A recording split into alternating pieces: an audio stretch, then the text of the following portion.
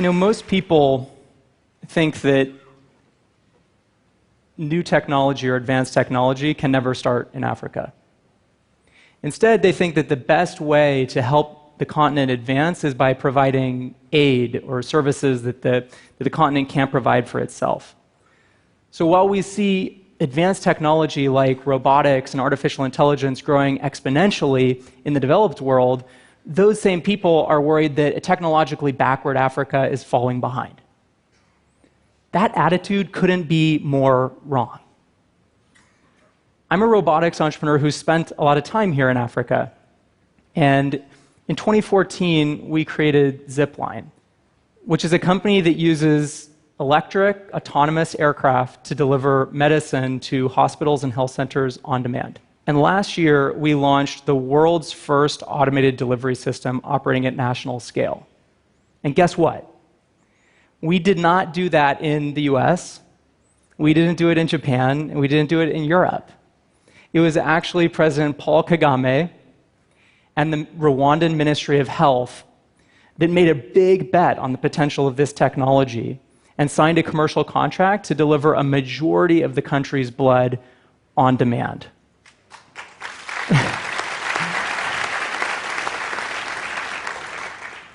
Yeah, they deserve the applause. So why is blood important? Rwanda collects between 60 and 80,000 units of blood a year. So this is a product that when you need it, you really, really need it. But blood is also challenging because it has a very short shelf life. There are lots of different storage requirements, and it's really hard to predict the demand for all of these different blood groups before a patient actually needs something.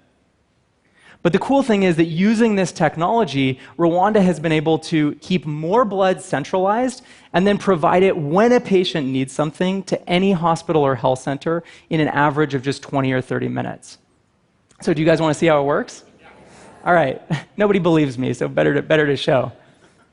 This is our distribution center, which is about 20 kilometers outside of Kigali. This actually used to be a cornfield 9 months ago, and with the Rwandan government, we leveled it and built this center in a couple weeks. So when a patient's having an emergency, a doctor or a nurse at that hospital can send us a WhatsApp telling us what they need.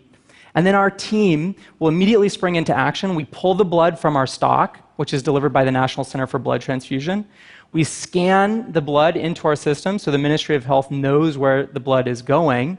And then we'll basically pack it into a zip, which is what we call these little autonomous airplanes that run on batteries. And then once that zip is ready to go, we accelerate it from 0 to 100 kilometers an hour in about half of a second. And from the moment it leaves the end of the launcher, it's completely autonomous.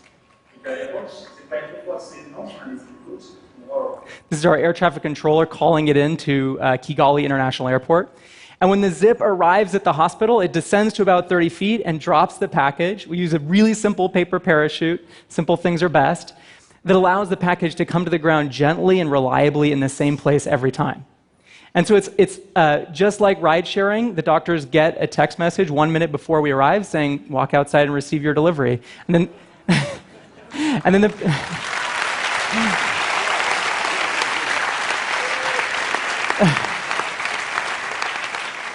And then the doctors have what they need to save a patient's life. So this is actually watching a delivery happen from our distribution center, and this vehicle is about 50 kilometers away. We're able to watch the vehicle as it makes a delivery at a hospital in real time. And you may have noticed there are pings that are coming off of that vehicle on the screen. Those pings are actually data packets that we're getting over the cell phone networks. So these planes have SIM cards just like your cell phone does, and they're communicating over the cell network to tell us where they are and how they're doing at all times. So believe it or not, we actually buy family plans for this fleet of vehicles, because that's how we get the best rates. It's actually not a joke. So today, we're delivering about 20% of the national blood supply of Rwanda outside of Kigali. We serve about 12 hospitals, and we're adding hospitals to that network at an accelerating rate. And all of those hospitals only receive blood in this way. And most of those hospitals actually place multiple orders every day. So the reason in all of healthcare logistics, you're always trading off waste against access. So if you want to solve waste, you keep everything centralized, and as a result, when patients are having emergencies, sometimes they don't have the medical product that they need. If you want to solve access, you stock a lot of medicine at the last mile at hospitals or health centers, and then patients have the medicine they need, but you end up throwing a lot of medicine out, which is very, very expensive. What's so amazing is that the Rwandan government has been able to break this cycle permanently. Because doctors can get what they need instantly, they actually stock less blood at the hospitals.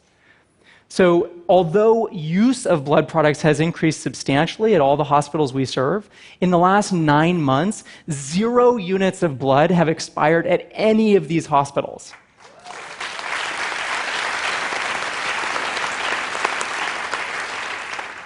That's an amazing result. That's actually not been achieved by any other healthcare system on the planet. And it happened here.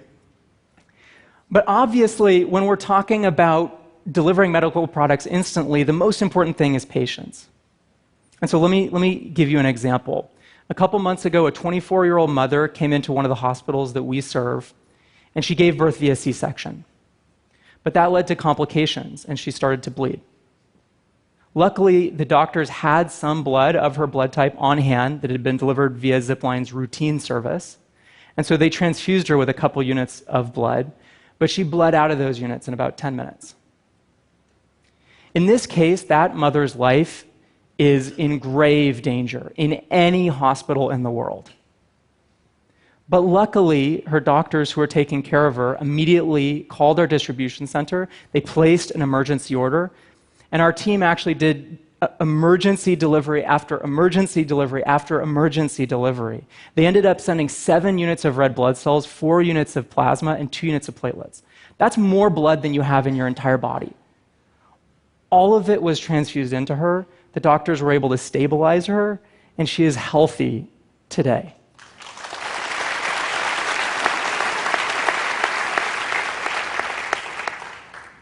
Since we launched, we've done about 400 emergency deliveries like that, and there's a story like that one behind most of those emergencies.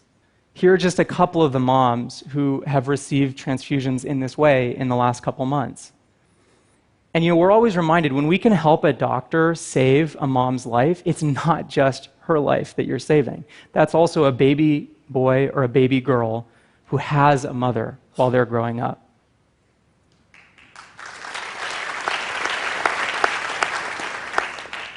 But I want to be clear, postpartum hemorrhaging, it's not a Rwanda problem. It's not a developing world problem. This is a global problem. Maternal health is a challenge everywhere. The main difference is that Rwanda was the first country to use radical technology to do something about it.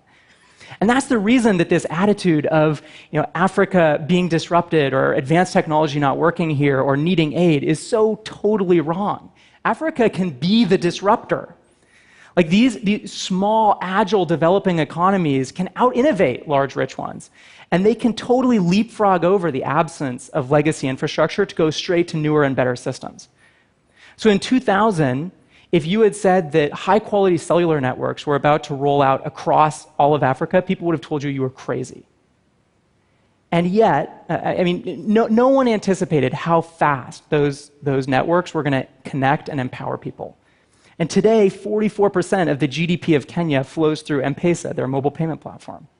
And not only that, but our autonomous fleet of vehicles relies on that cellular network. And over the next few years, as we start serving private healthcare facilities, we'll also use that mobile payment platform to collect fees for deliveries. So innovation leads to more innovation, leads to more innovation. And meanwhile, most people who live in developed economies think that drone delivery is technologically impossible, let alone happening at national scale in East Africa. And I do mean East Africa, not just Rwanda.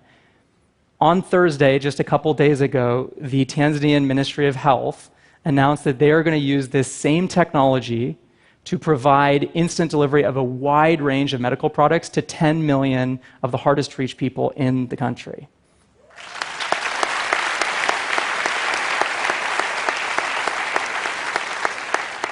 It's actually going to be the largest autonomous system anywhere in the world.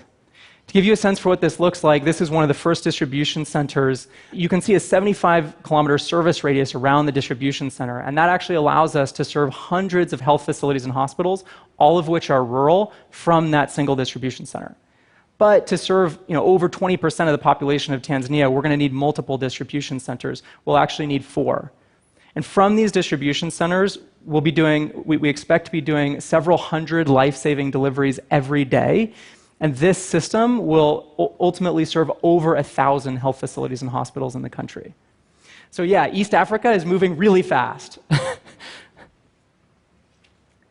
One thing that people, I think, often miss is that these kinds of leaps generate compounding gains.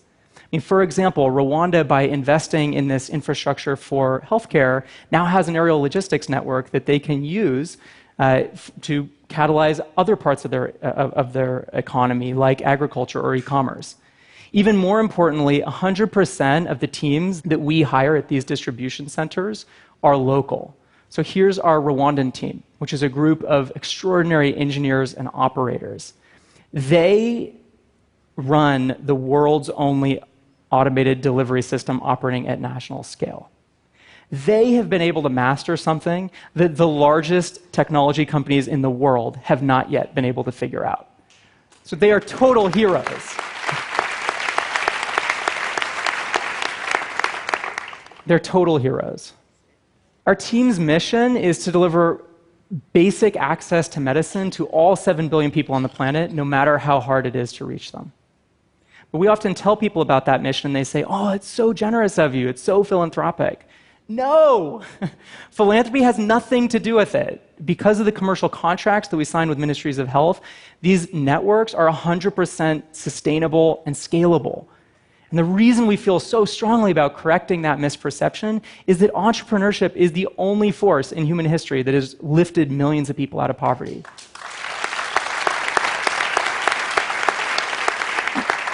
No amount of foreign aid is going to sustainably employ 250 million African youth. So, and the jobs that these kids may have gotten 10 years ago are largely being automated or are being changed dramatically by technology. So they are looking for new skill sets, new competitive advantages. They're looking for startups. So why aren't there more startups that are tackling these global problems that are faced by billions of people in developing economies? The reason is that investors and entrepreneurs are totally blind to the opportunity. We think these problems are the domain of NGOs or governments, not private companies. That's what we have to change. So you may have noticed I left something out of the video that I showed you. I didn't show you how the planes land when they get back to the distribution center. So it might be obvious to you, none of our planes have landing gear. We also don't have runways where we operate. So we have to be able to decelerate the plane from about 100 kilometers an hour to 0 in half of a second. And the way that we do that is we actually use a wire that tracks the plane as it comes in with centimeter-level accuracy. We snag the plane out of the sky, and then we gently plop it onto an actively inflated cushion. This is basically a combination of an aircraft carrier and a bouncy castle. So let me show you.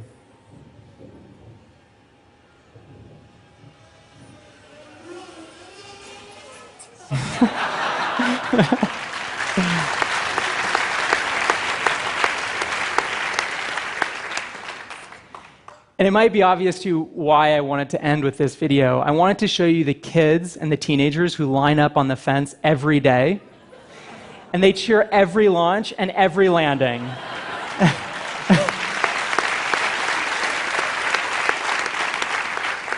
Sometimes I actually show up at the distribution center early because I'm jet lagged, so I'll show up an hour before we begin operation, and there will be kids on the fence getting good seats. And you go up and you ask them, what do you think about the planes? And they'll say, oh, it's a sky ambulance. So they get it. They get it more than most adults. So I was asking earlier, who is going to be creating the disruptive technologies, the disruptive technology companies of Africa over the next decade? Ultimately, it's going to be up to these kids. They are the engineers of Rwanda and Africa. They are the engineers of our shared future. But the only way they can build that future is if we realize that world-changing companies can scale in Africa and that disruptive technology can start here first. Thanks.